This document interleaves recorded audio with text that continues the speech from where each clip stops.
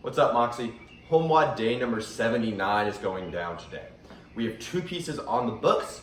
Our first piece is our metabolic conditioning for the day. It's called left field. And then after that, we have some posterior chain focused accessory work. Now, left field is going to be something of an interval workout. It's 5 rounds for time of a 100-meter run, 10 alternating single dumbbell squat cleans, another 100-meter run, and then 20 dumbbell swings. And then we've got a minute of rest between rounds so that we can keep that intensity really high across each of the rounds. Now, with that in mind, that we have that 1 minute rest between rounds, let's really try to push the runs a little bit more today. It's easy, especially on most running workouts where maybe the distance is a little bit further or we have a lot more going on in the gym, to pace that run out a little bit. But since the run is short today, and since we should most likely be able to go unbroken with our stuff in the gym, let's actually really try to push that run and see how fast we can push those 100 meters while keeping the movements in the gym, the dumbbell squat cleans and the dumbbell swings, unbroken. So push the run today, guys. The other thing that I think is important to discuss, since we have these two dumbbell movements, the squat clean and the dumbbell swing, we need to make sure that we're using our hips to drive these movements. Now, if we're doing kettlebells today instead of dumbbells, this isn't as important to discuss because the kettlebell is kind of an odd object where we have to flip the bell around our hand to get it to our finished position. That really requires that we use our hips because we just can't generate those kinds of forces with our shoulders.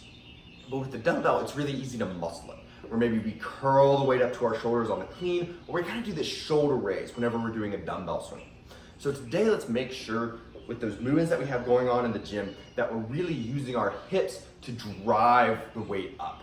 On the squat cleans, right, our arms should stay long until after we've kind of done that jump up, and then we'll start to bend as we get that dumbbell to our shoulder as we receive it down at the bottom of our squat. Similarly with that dumbbell swing, even though we're going to be holding it by just one head of the dumbbell rather than by the handle, and that is going to be challenging on our grip, we want to make sure that that weight, as it's going up and we're getting it to eye level, is being driven by the power that we can generate at the hips rather than by a little bit of a hip drive to start it out, but then we're finishing it with a shoulder raise. That's just gonna blow out your shoulders.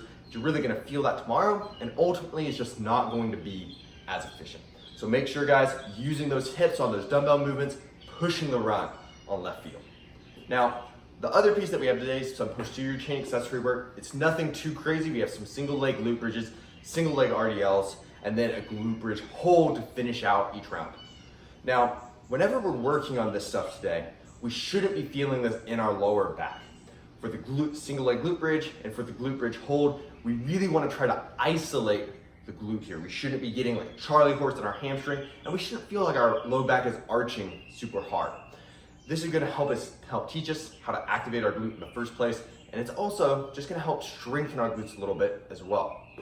Now, if we find, particularly on that single leg glute bridge, that we can't get off the ground without our hamstring firing or without our low back arching, then maybe we consider doing some just two-legged glute bridges today, maybe even adding a little bit of extra weight to make sure that we can really activate those glutes in that movement. And then the same thing is going to hold true with the single leg RDL today. Make sure that whenever we're going down on our single leg glute bridge that we're not relying on our lower back to get the movement done. Keep that torso square with the ground, and then really try to fire the hamstrings and the glutes to get up. All right, guys, so get after it today. Log those results in HomeWOD. I'll talk to you guys tomorrow.